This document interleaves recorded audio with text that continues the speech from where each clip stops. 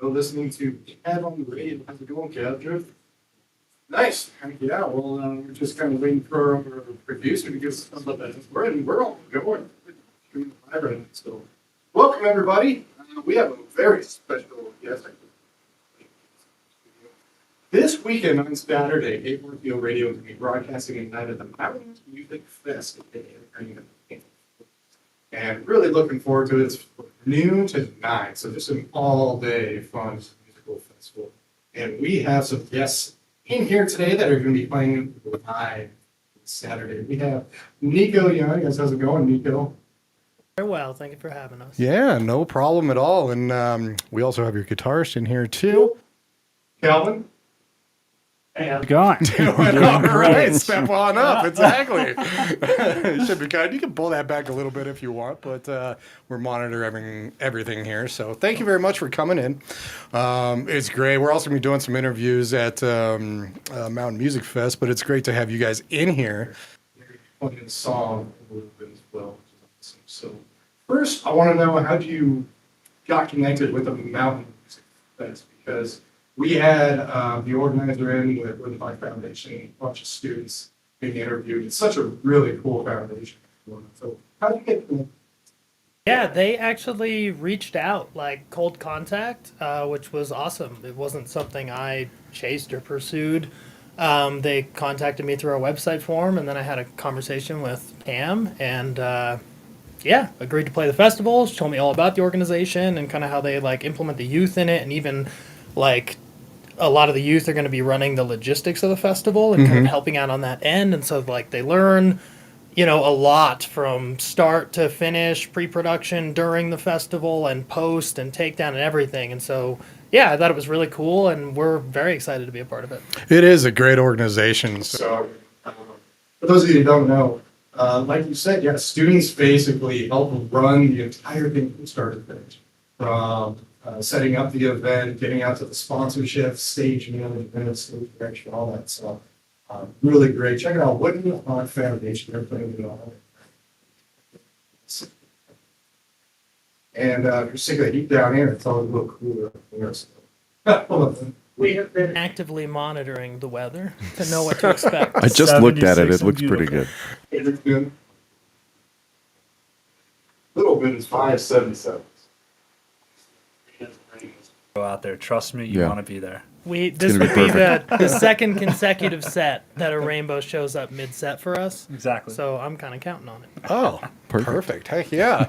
Well, I want to know also, how'd you get, so the band is Young YEZ. Yeah. How did you come up with that? It is YEZ. It's a YANEZ. There's a tilde over the N. It's Spanish. It's almost like if you were to spell out in parentheses the pronunciation of the name. Right. So That's how you pronounce it? Yeah, pretty much. It's probably more of a yes sound, technically. YEZ? But YEZ isn't as good of a band name as YEZ. Yes, yeah. Yeah, I don't think so. I think you did right. How long have you been doing music? How long have you been writing, recording? Well, I mean, I've been playing music since I was a teenager, but in this project, it really started as like record some demos on a laptop and release them back in like 2021. But I never played live until 2023. And then Calvin kind of joined the band last year, I think in April. And that is what really feels like the beginning of like what this band is really when Calvin joined up. And so we've got a trio. Kira is our drummer, and they couldn't be here. And I think Kira's watching though. Hi. Hi, Kira. Hey. And maybe that's why my phone keeps buzzing, probably teasing us. But yeah, so this kind of iteration of the band, what the band really is now and going forward, I would say started last April, but I released some demos and some recordings that I just kind of made on my laptop for the years kind of prior to that. I'm just always writing, always creating. I don't know. So, I always needed that outlet in some way, but I've always seen myself as more of a live performer. And I think like the real live version of this band, Calvin, is very essential too. And so yeah, I'm very happy and excited to perform and kind of continue it. I don't feel like we've played like a ton of shows, even though it's been a little over a year. Probably like a dozen. Yeah, Something like it's that. probably only a dozen, maybe a few more. So, yeah. Well, I mean, for being together,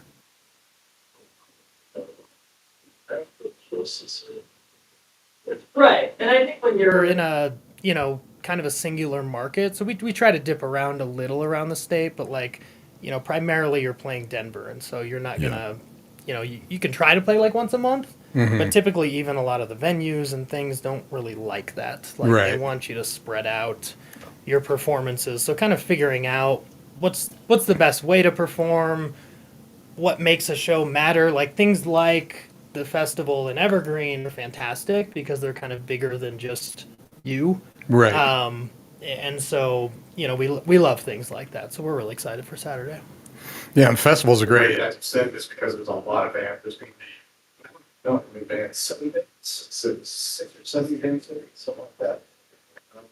And they usually have great tournaments. And the website's really great. It's live performances, just on the Mount Music Fest website. You know what? Nope. Now you know. Maybe I sent them something. Or they I'm found sure it. I gave them my YouTube and maybe they selected Yeah. a few videos. They to probably put on did. there. well, for any of you out there interested, yeah. There's 6 bands.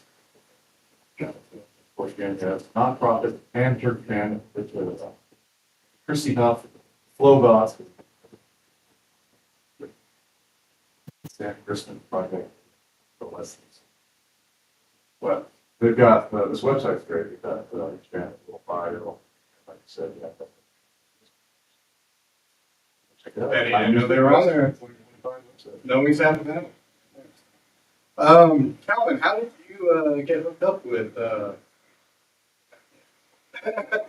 So I started playing as a teenager. As well. Okay. I was really big into metal bands. I got really into even like death metal bands. And There you things go, like Kevin. that. I was Nice. into- Me too. Yeah, he's the metalhead. And so I played in metal bands up until about like, I don't know, 25 exclusively. Started getting into other genres of music. I would consider this band kind of like an indie rock, indie pop kind of thing. And started looking for that online, and I found YEZ on just a Craigslist ad actually. Oh, okay. And I listened to them a bit, and I was like, they sound alright. I could make them sound better. Was my thought, of course. Make it fit. But the big thing was to try and get an audition. I had to send them these tracks that I was like, hey, like these are metal tracks. This is only to tell you that I can play guitar. Please don't think this is what I'm going to do. Nico, how'd you listen to that? Just like, oh god, a metalhead. Another metalhead. It was interesting, and it's such an interesting pairing because I do not have that background at all. I've never really liked anything too heavy, and if I like something kind of edgy, I lean more towards the punk side of things. Not a punk fan. Yeah. No. One of our interesting dynamics is we basically can't agree on anything. Musically, we don't like any of the same stuff. Usually, if something's like medium good, we can agree on that. If one of us starts talking passionately, the next thing the other person says is, "Oh, I hate that." Yeah, right.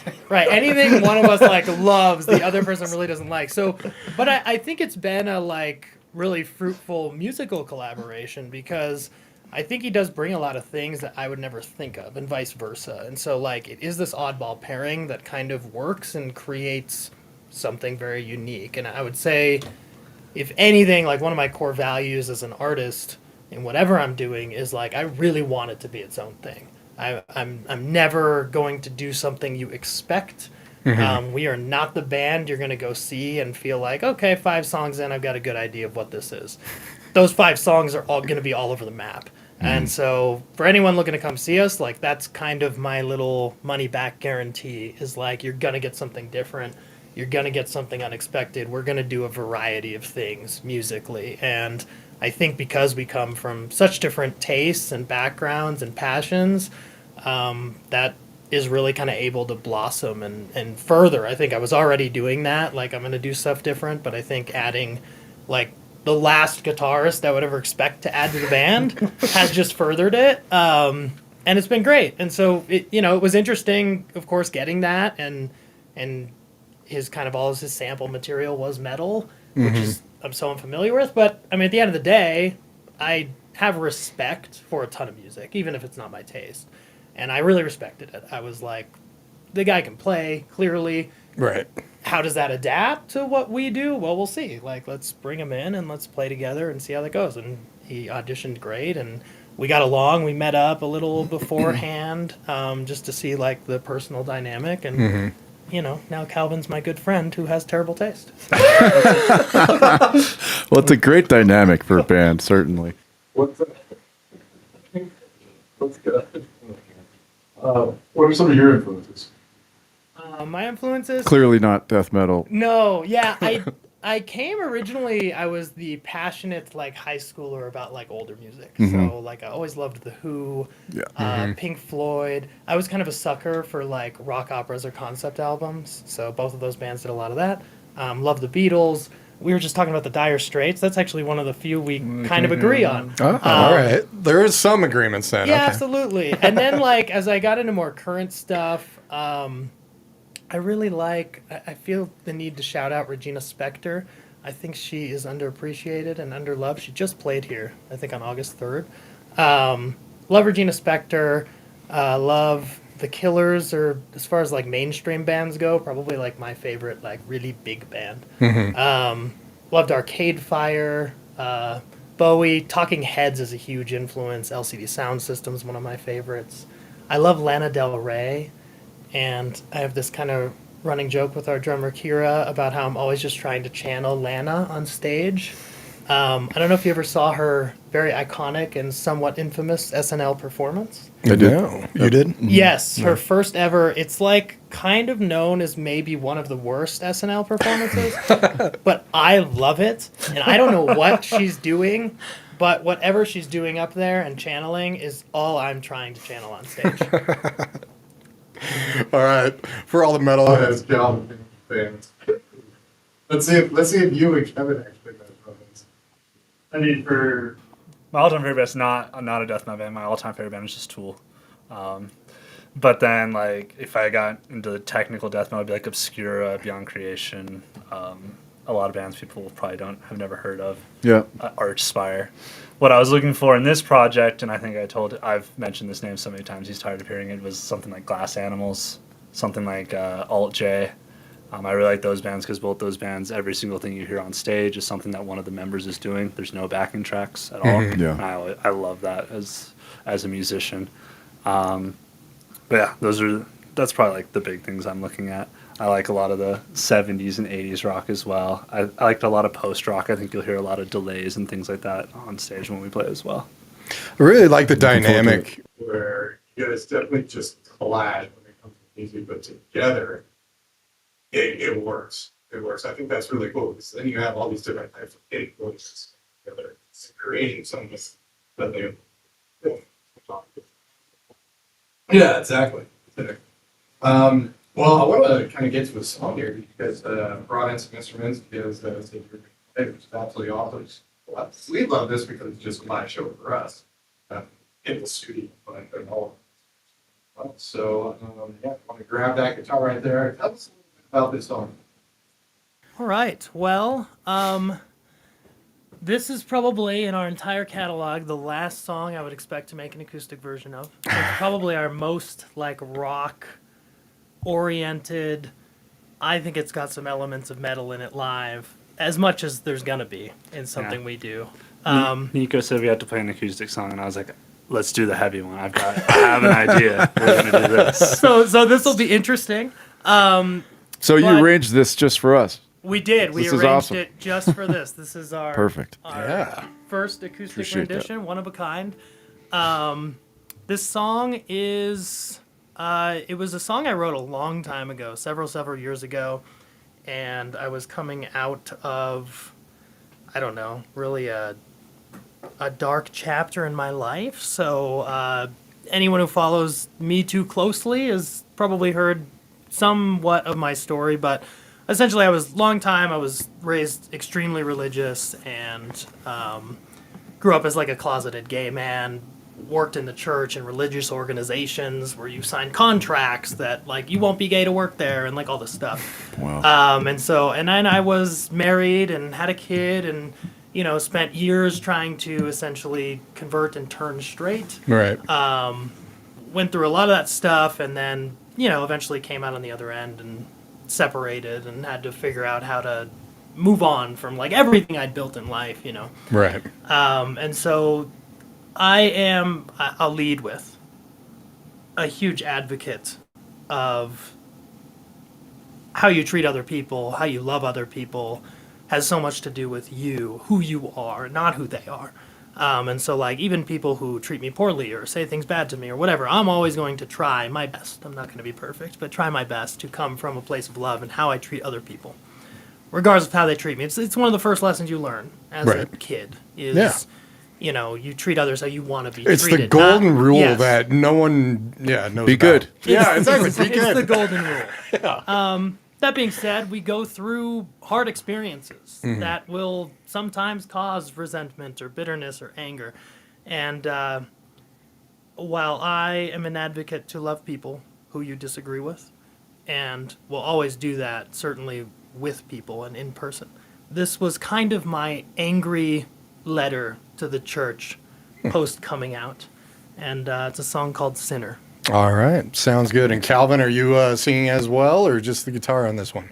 I do a very slight vocal part. I Oh. normally don't sing. It's but I actually do, Calvin's first ever backup vocal. You'll in get this to hear band. me. All yeah. right. Well, Yeah. I'm glad I asked to make sure that your microphone keeps on. So, all right.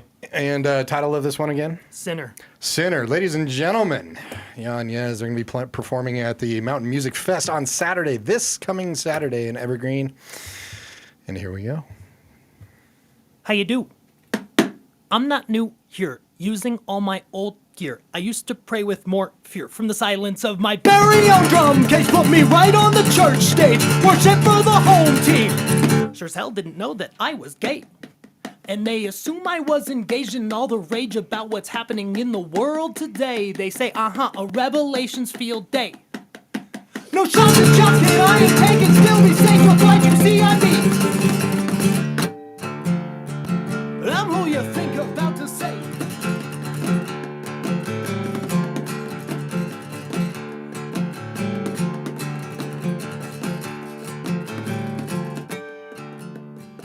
The social unrest in the streets and kids. Quite frankly, that's on you and me to fix. But you're so worried about that Gen X. And how I'm who you need to save. When you kneel and pray.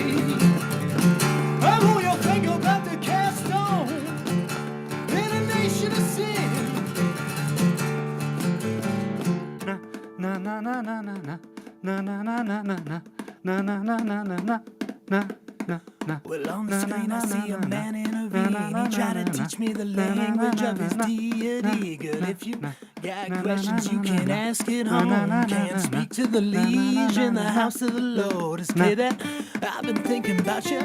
Been thinking about you. Been thinking about you way too much. Thinking about you. Thinking about you. Thinking about you way too much. I'm who you think about to say. Hey.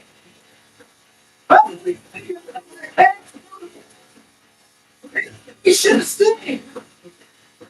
You're so different than them West Bros. Speaking more elegant ways. They call it comps, I'm just a fame whore. But I'm still living the praise. It looks no different to me. Mixed up your priorities. How could I conceive? You fucking die for a blue line over a black life in the name of a white knight. You think that God is on your side? I had a vision in the night. It's hard to tell when it's so lifelike, but I think it'll come alive and manifest on the outside. If I'm hearing it right, I'm who you think about to say.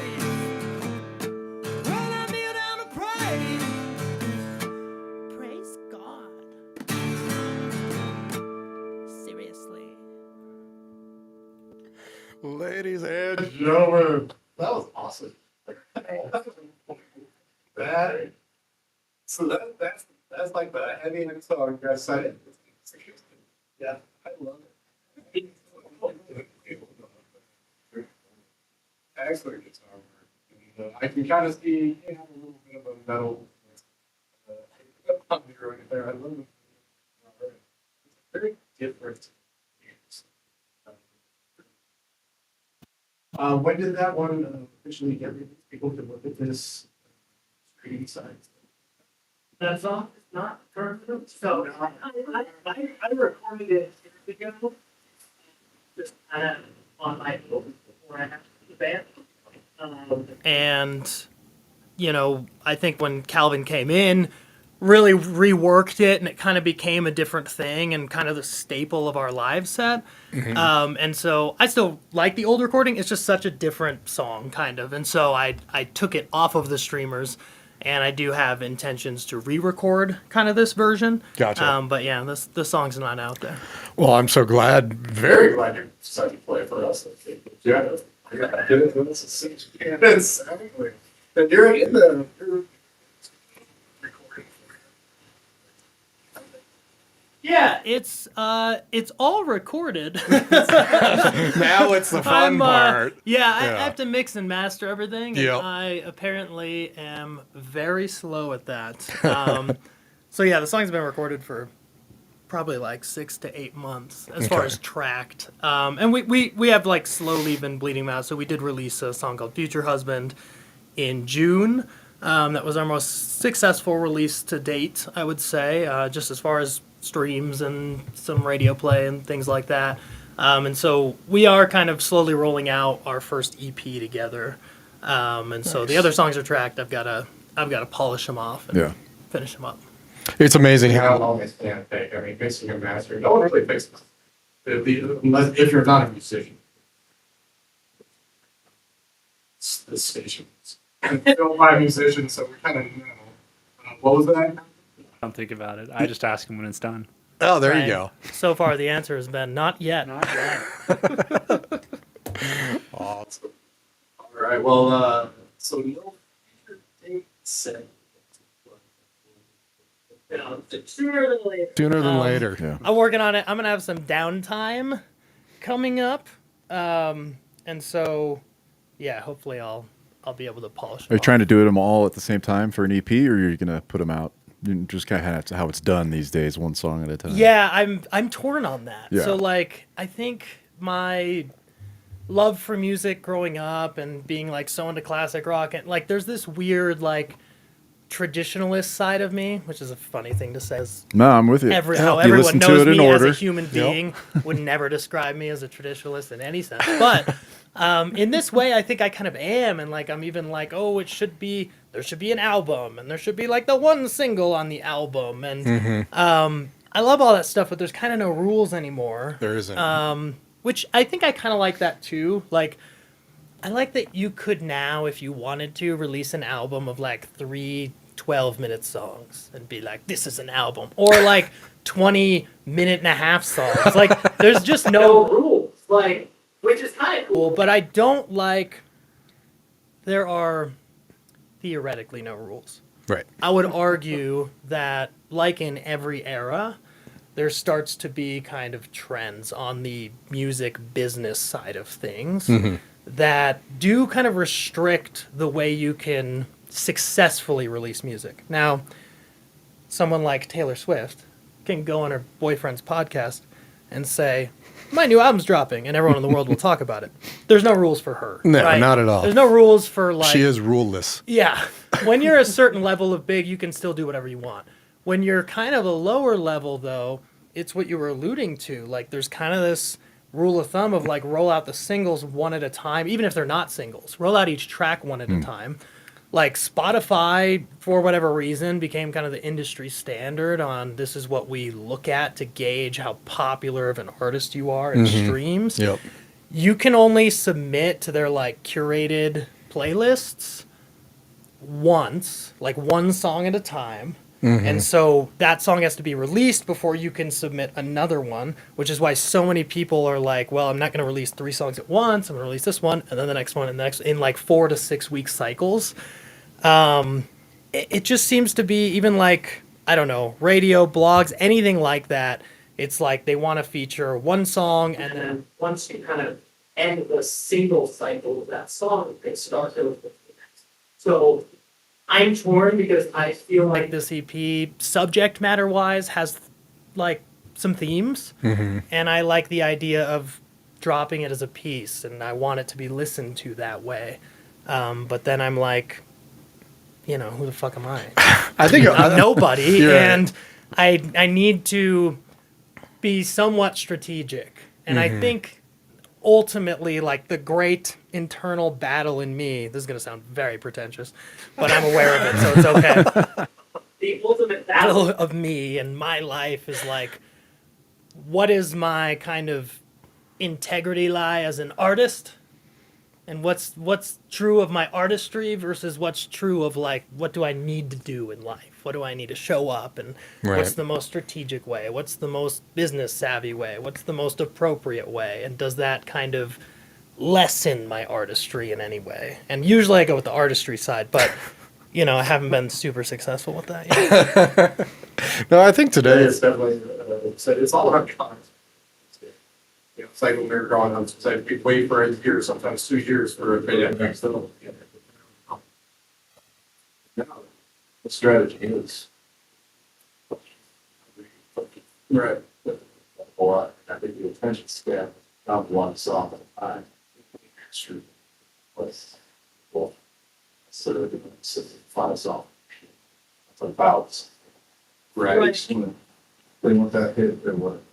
I'm just gonna complain about the music industry at large real quick. Oh, we could be here all night. So something that kind of irks me a little bit is that I would kind of, I guess, I would bet on myself live, heavily, on us live. I think that's huge too because there's a lot of bands that suck live. Yeah, and I think that's where we do our best work. And Yeah. I don't think like are better live. I like some of Yeah. our recordings, but like I don't know anyone who's going to listen to our recordings, come see us live, and think the recordings are anywhere up to par to what we are live. And I don't even think it's that the recordings are bad. I just think we're like a very good live act. Right. And I don't think that gets you very far anymore. Right. And like even, you know, there's festivals are like what you want, right? As a band, certainly as like a low or mid-level band, you know, even when you're kind of climbing up the ranks nationally, you want your Coachella booking or your Bonnaroo booking, or you're like, even if you're playing during the day, you're not one of the headliners, not that big yet, but those are huge bookings for you because you get exposed to so many people and you get that live opportunity. But on the local level, there are these kind of very relevant festivals too, and you know, Underground Music Showcase, like a big one in Denver, and I don't know. There's all this talk: was this the last one?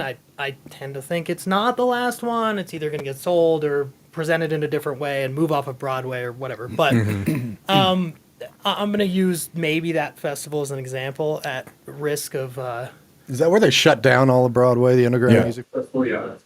Yeah. That's a They great actually festival. won't close the road, which I think is one of the beefs of the festival, but I'm not sure. I won't speak for the festival. I'll speak as a lower level artist who desires to play this festival a lot, has only ever played it once, and is kind of on the outside looking in. I have no connections at UMS. The one time I ever played UMS was because I did have a connection. It's all about connections and who you know. It is a lot about connections and who Yeah. you know. And ultimately, when you're submitting to something like UMS, there's tons of festivals like it across the nation. You are getting judged on your recordings, how many people stream your music, this is how they're curating their live festival. Right.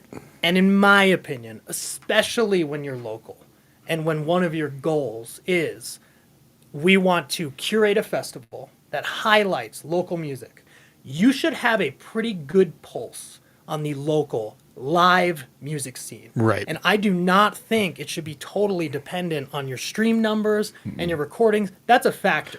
Well, That's fine. that's something people listen Do it in to. their car or at home alone. Yeah. You can get a crowd. That's the live then.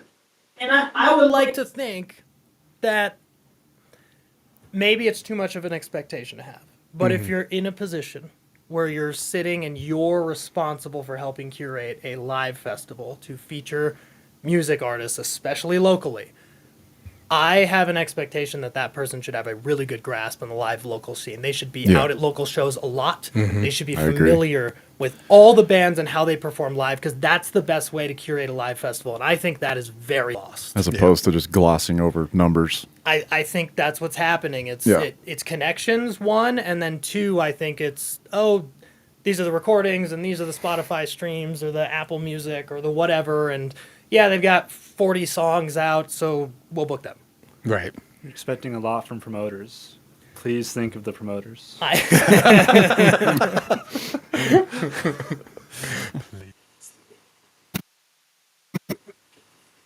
What are some of your favorite gigs so far? Venue wise, with that, with this crowd wise? Told you. You know, got off stage. It's very, very dependent on our performance to me. So like I'm always gonna feel good. We just played this like kind of festival thing in Idaho Springs. Yeah, it was cool. They just, this meadery out there just had their 5-year anniversary, and they booked like 9 bands throughout the day. Yeah. They booked us to play the headlining set, which is really cool. Yeah, Nice. Hour set, and then Eat meat and listen to music. I And love it. I mean, it's such a like But- strange gig for us. It's not a traditional venue. a lot of It's cover bands. A lot of like cover bands playing around us, which is like not our thing at all. Makeshift stage, makeshift sound system, you know. But I had so fun. I felt a connection with the audience, and I walked away from that show feeling really, really good about it, and I loved it. And I think that like I think any venue, any festival setting, anything can go well and be my favorite thing. I think that, you know, I've enjoyed a lot of shows. I don't want to call out too many specific places, because I think that I love some of the local places and the local scene, and also I think that things really shifted in this scene in a mostly negative way Completely. around COVID. Oh, yeah. And a lot of these venues had to kind of sell. Like we don't have a ton of independent venues here. A lot of them AEG, shut like down. Live Nation's owning everything. And even when they're not owning the venues, they take ownership of the booking of them. Right. And so I think that's largely problematic. And me, the independent artist who plays 12 shows in the last year, maybe shouldn't be publicly complaining about this, but like if nobody does, I mean, if you talk to like the bands and the local artists around, everyone's aware of this. Like everyone's aware of the problem, but Right. then like you get in public spaces or on radio or a TV, or you get a cool opportunity, you get booked at that festival that everyone wants to book. You're basically supposed to like glaze everything and just be like, oh, this is so amazing, and we have the best music scene in the country, and we have, and I'm not saying we have a bad music scene, and I'm not saying we have bad artists. I think we have amazing artists. And I think there are people who are like really putting in the work to try to prop up music. I think what you two have going here is great, and like inviting us in and helping promote this festival that's going to prop up a lot of artists who don't get every opportunity. I think that's amazing. I think I really like a lot of the people at Indie 102.3. They do a lot for local musicians, and you know, High Dive's still pretty independent, and they run some cool shows, and I think they're one of the venues that's kind of made their stake on like, we have good shows. It's not just about how many tickets you can They do. sell, High and they Dive's get a great. reputation Yeah. of like, oh, I can go there and count on a good bill. But I think at large, the scene is struggling a little. I think Denver gets more huge acts than we ever got before. True. Like all the big touring acts will now come through here. They used to come to Red Rocks sometimes, but now they're coming other places, and we're getting more like festivals. They had the Outside Fest, which is kind of cool. Like it's cool that we're getting more kind of national artists, bigger artists. But I think like locally ground roots. Our local scene has Declined a lot COVID, and a lot of places shut down. Yeah, that's what it was great. Yeah, and it seems like nowadays people just, save up to go see one, maybe two shows a year instead of watch.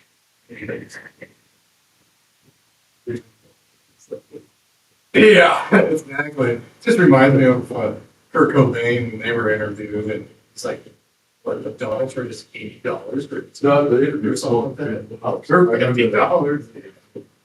They could change a little bit. But yeah, definitely anything else you want to say. We're really looking forward to seeing you guys. Come see us. We're gonna be right by the stage. Yeah. But yeah, anything else you want to say to the fans get out there at Saturday? What do you want to say, Calvin? Calvin. He's the quiet one. Gosh, come see us. That's exactly what I would Exactly. say. You should The come weather's see going to be us. great. There's going to be. If you didn't like the song we played, don't worry, it won't sound like that on stage. If you did like the song, it sounds there's a a lot heavier like version that. of it. It's just a lot heavier. A lot heavier. It's I'm okay. looking It's forward to it. perfect because none of them sound alike anyway. That's right. So you may like a lot of stuff on our set, but you'll probably at least like one thing, Exactly. even if you hate the rest. Well, after hearing that, I'm. All right, good. You guys go on 2:45. What's that? You need more time? 45. No, What's your- we're would you we're rather- a solid 45. Oh, yeah. Yeah, That's kind of a Solid good. 45. we can play a little longer. We're not a 2-hour band yet. We'll get there.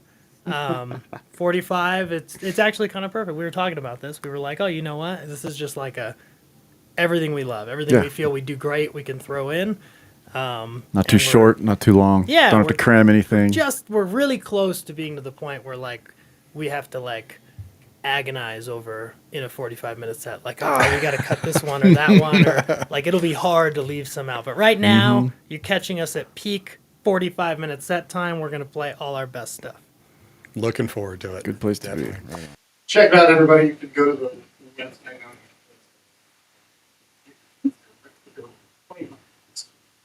for a full day of music. A lot of vendors there.